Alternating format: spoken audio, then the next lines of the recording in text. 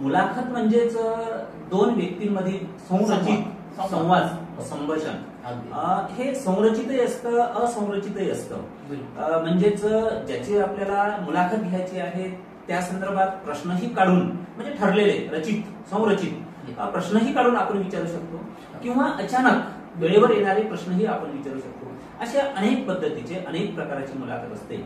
वेळेवर येणारे प्रश्न म्हणजे कसं राहतं की एखाद्या माणसाने एखादा मुद्दा मांडला की मग त्या मुद्द्याच्या संदर्भात जे ऐकणारे आहेत त्यांना असं वाटू शकतो की याने हा नवीन मुद्दा मांडलाय, याच्याविषयी आपल्याला काहीच माहिती नाही, मग ही माहिती आपल्याला झाली पाहिजे किंवा त्याच्याविषयी थोडक्यात तरी काहीतरी टिपण आपल्याजवळ असलं पाहिजे असं जे वाटणं आहे. तर ते नेमकं मुलाखतकाराला तिथं टिकता आलं पाहिजे किंवा हा मुद्दा मांडला तर मग या मुद्द्याचं थोडंसं तरी स्पष्टीकरण त्यांच्याकडून आणखी दुसरा प्रश्न विचारून करून घेणं म्हणजे मग समोरच्याची जी जिज्ञासा राहते ऐकणाऱ्याची ती पूर्ण होऊ. मला एखादा असा आपला अनुभव सांगा की ज्या मुलाखतीने आपल्याला धन्य झाल्यासारखं वाटतं किंवा फार आनंद झाल्यासारखं वाटतं की आपण यांची मुलाखत घेतली. नक्की तशी अनेक माणसं आहे की आकाशवाणीत काम करत असताना किशोर शांताबाई काळे वा यांची जी मुलाखत आहे ती जेव्हा जेव्हा आकाशवाणीवरून लागते तर ऐकणारी जी काही माणसं आहेत श्रोते आहेत रेडिओची ती गदगद होऊन जातात आजही. म्हणजे इतके वर्षानंतर आता ती मुलाखत घेऊन जवळपास 25 वर्ष होऊन गेले असतात ते आता नाहीत पण करतात. तर या सगळ्या ह्याच्यात ती मुलाखत जर लावली तर अजूनही लोक तितक्याच उत्कटतेनं ते ऐकतात. नंतर शंकर काका बडे आहेत यांची साहित्यिक मुलाखत आहे ती मुलाखत ऐकली किंवा मिर्झा रफी अहमद बेग असतील त्यांची मुलाखत ऐकली की श्रोत्यांच्या मनात एक वेगळा उत्साह आणि वेगळं पण निर्माण होतं आणि ते सतत ऐकावंसच वाटतं. कारण ते मुलाखत घेणाऱ्याचं नाही, ती मुलाखत देणाऱ्याचं कौशल्य आहे. फक्त ते त्यांच्याजवळ जे आहे ते काढून कसं घ्यायचा हा जो भाग आहे तो फक्त मुलाखतकाराचा राहतो. त्यांना फक्त पिंक करायचं असतं. बाकी तर ते इतक्या उत्स्फूर्तपणे हे करतात की समोरचा म्हणजे त्याच्यात गेलाच पाहिजे, आपोआप तो त्याच्यात इन्व्हॉल्व झाल्याशिवाय होत नाही. हा थोडाफार आपला मोठेपणा यासाठी आहे की आपण म्हटलं की तो मुलाखत देणाऱ्याचा मोठेपणा आहे. निश्चितच मित्रांनो मुलाखत देणाऱ्याचा मोठेपणा आहे, पण मुलाखत देणारा मोठा माणूस असतो, प्रचंड व्यस्त असतो. त्या व्यस्ततेमधूनही त्याच्यामधलं गुपित काढणं हे मुलाखत घेणाऱ्याचं कसब आहे. ते जयेंद्र कुमार शेटे यांच्याकडे आहे. अनेक लोकांच्या या दीर्घ सेवेमध्ये आकाशवाणीच्या दीर्घ सेवेमध्ये अनेक लोकांच्या मुलाखती घेतल्या आहेत. मग यवतमाळचे शंकर बडेजी असतील किंवा कोल्हाट्याचा बोर किशोर शांताबाई काळे असतील किंवा मिर्झा रफी अहमद बेग असतील अशा अनेक लोकांच्या ज्यामुळे धन्य झाल्यासारखं त्यांना वाटतं. आणखी मला एक विचारायचं आहे की आमचे विद्यार्थी जे आहे त्यांना मुलाखत घ्यायची आहे तर त्यांनी कशा पद्धतीने तयारी करावी. अगदी फारच सोपा भाग आहे त्याच्या संदर्भात सांगत असताना. एक तर विषय कोणता आहे तो पहिले निवडणं खूप महत्वाचं आहे. कोणत्या विषयावर आपल्याला मुलाखत घ्यायची, मग तो विषय निवडल्यानंतर मग त्या विषयासाठी योग्य असणारा माणूस कोण आहे तो निवडणं खूप महत्वाचं आहे. योग्य विषय आणि योग्य माणूस निवडलं की अर्धी लढाई मुलाखतीची जिंकली असं म्हणायला हरकत नाही. ह्या दोन बाबी झाल्या. आणि त्याच्यानंतर समजा एखाद्याची जर मुलाखत घ्यायचीच असली तर नेमकं काय होतं की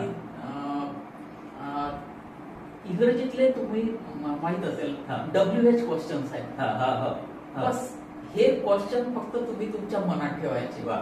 का, कुठे, केव्हा, किती, कसा, कुठपर्यंत, कशासाठी हे 7 प्रश्न तुम्ही तुमच्या नजरेसमोर ठेवले की तुमची मुलाखत आपोआपच पूर्ण होऊन जाते. काहीच त्याला हे लागत नाही. कारण साध्या गोष्टी आहे की का प्रश्न विचारला एका कामामधून कितीतरी का निर्माण होऊ शकतात. कशासाठी म्हटल्यानंतर मग कशासाठीचं समाधान तिथंच होईल असं नाही, त्याच्यातून आणखी दुसरा हे निर्माण होऊ शकतो.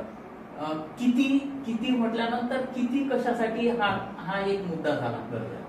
कशा पद्धतीनं पुन्हा प्रश्न निर्माण होतो. आणि मग ह्या सगळ्या बाबी हे केल्यानंतर तो माणूस ना आपोआप फुलतच जातो. म्हणजे आपल्याला कुठं अडचणच येत नाही हे घेणाऱ्याला किंवा पुढं काय, कारण त्याच्याजवळ असतंच ना. आपण जेव्हा विषय निवडला आणि माणूस निवडला तर त्याच्याजवळ ते आहे म्हणूनच तो निवडला. बिलकुल. मग सांगण्यासारखं तर त्याच्याजवळ इतका विशाल संपूर्ण आकाश त्याचं आहे, तर त्याच्यामुळे तो कुठलाच येत नाही. फक्त हे जे 7 प्रश्न आहे, का, कुठे, केव्हा, कशासाठी, किती आणि कुठपर्यंत. मुलाखत घेत असताना दुसरी आणखी एक महत्वाची बाब आहे. ती बाब अशी की मुलाखत घेताना काय करू नये हा भाग खूप महत्वाचा आहे.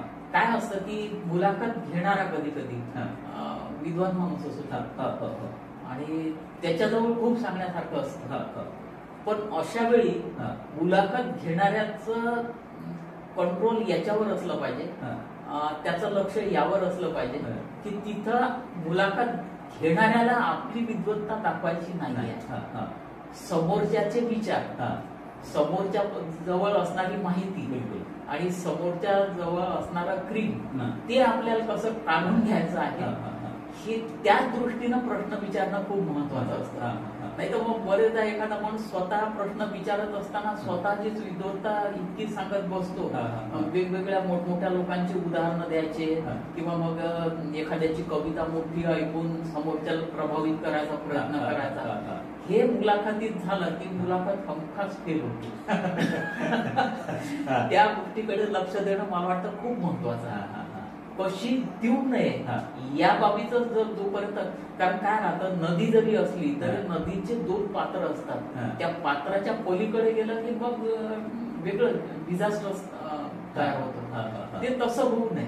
त्याच्यामुळे जी चाकोरी ठरवून दिलेली आहे त्या चाकोरीतून विचारणाऱ्यानं ही प्रश्न विचारणं खूप महत्वाचं असतं. आणि जो मुलाखत देणारा आहे तो जर चाकोरीच्या बाहेर जात असेल, वेगळंच मुद्दा मांडून आणखी काही आपलं सांगायचा प्रयत्न करत असेल तर त्याला त्यासाठी थोडंसं पिन करणं किंवा आपल्या मुलाखतीचा विषय जो आहे तो हा आहे आणि आपल्याला इथपर्यंत मर्यादित राहायचं आहे, ती त्याची जाणीव त्याला नकळत करून द्या, न दुखावता करून द्या.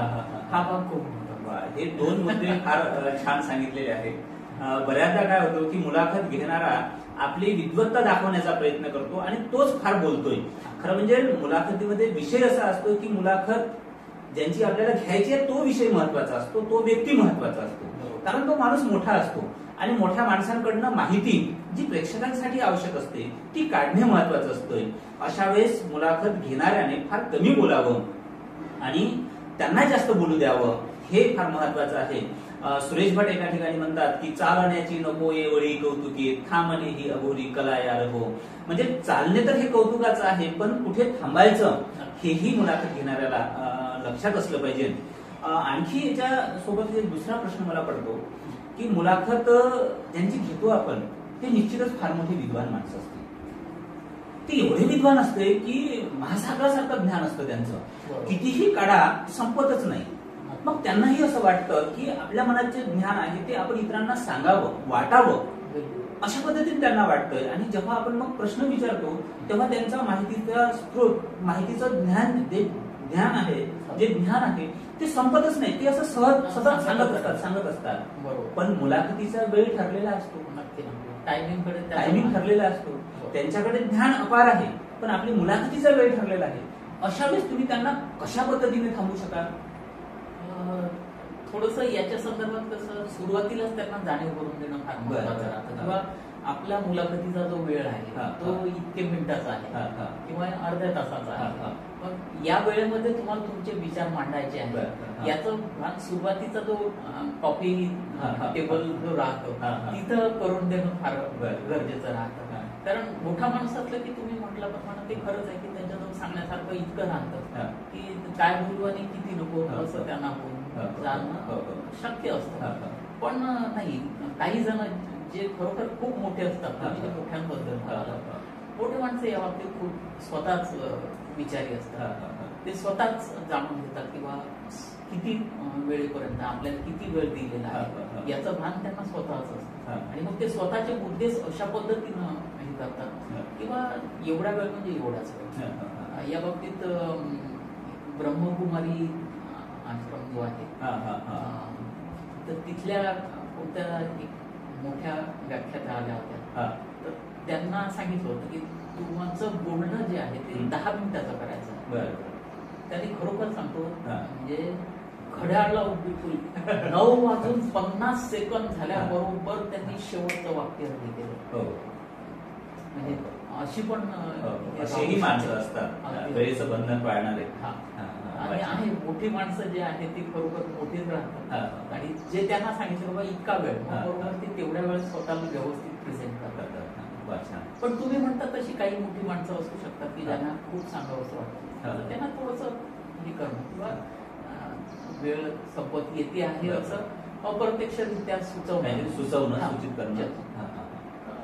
छान. समोर असं आता बोलत आहोत, आपण बोलत आहोत, हा. समोर घड्याळ आहे तिथे. हा, हा.